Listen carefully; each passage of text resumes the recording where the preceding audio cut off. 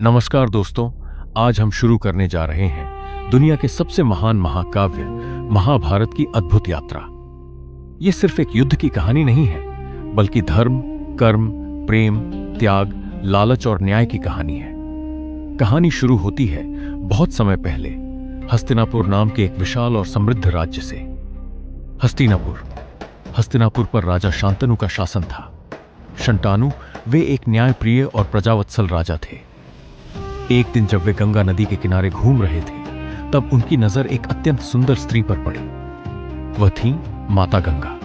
गंगा राजा शांतनु पहली नजर में ही उनसे प्रेम करने लगे। उन्होंने गंगा से विवाह का प्रस्ताव रखा। गंगा ने कहा, मैं विवाह के लिए तैयार हूं, लेकिन आपको एक वचन देना होगा कि आप कभी भी मेरे किसी कार्य पर प्रश्न नहीं करेंगे। प्रेम में डूबे शांतनु ने तुरंत यह शर्त स्वीकार कर ली। विवाह के बाद कुछ समय बीता और गंगा को एक पुत्र हुआ।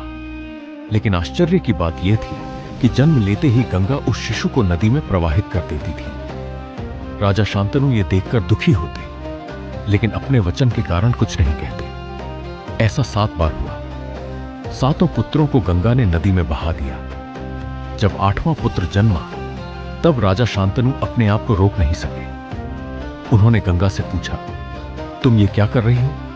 अपने ही बच्चों को नदी में क्यों बहा रही हो? वचन टूट चुका था।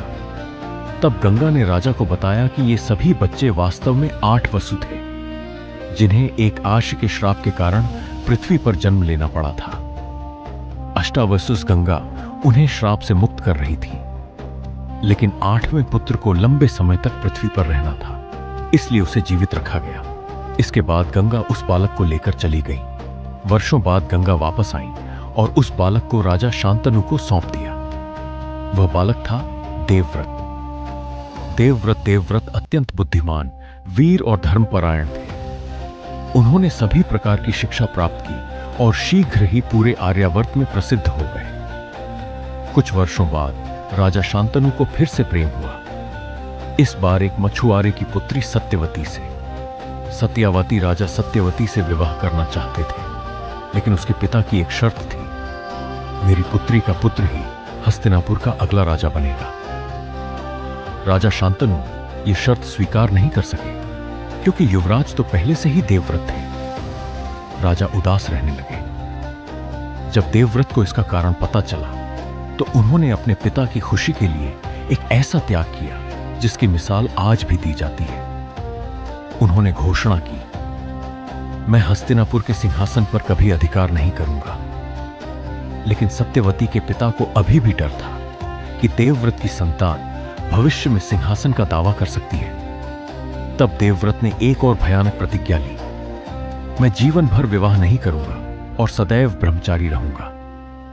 उनकी यह प्रतिज्ञा इतनी कठोर थी कि देवताओं ने आकाश से पुष्प वर्षा की और उन्हें नाम दिया भीष्म, अर्थात वह व्यक्ति जिसने भयंकर प्रतिज्ञा ली हो। यहीं से महाभारत की कहानी एक नए मोड़ पर पहुंचती है।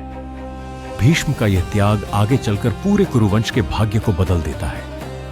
आने वाले समय में इसी वंश में जन्म लेंगे धृतराष्ट्र, पांडु, कौरव और पांडव, जिनके बीच का संघर्ष इतिहास का सबसे महान युद्ध बन जाएगा। लेकिन वह कहानी अगले भाग में जारी रहेगी। अगला भाग सुनने के लिए चैनल को सब्सक्राइब कीजिए और बेल आइकॉन जरूर दबाइए।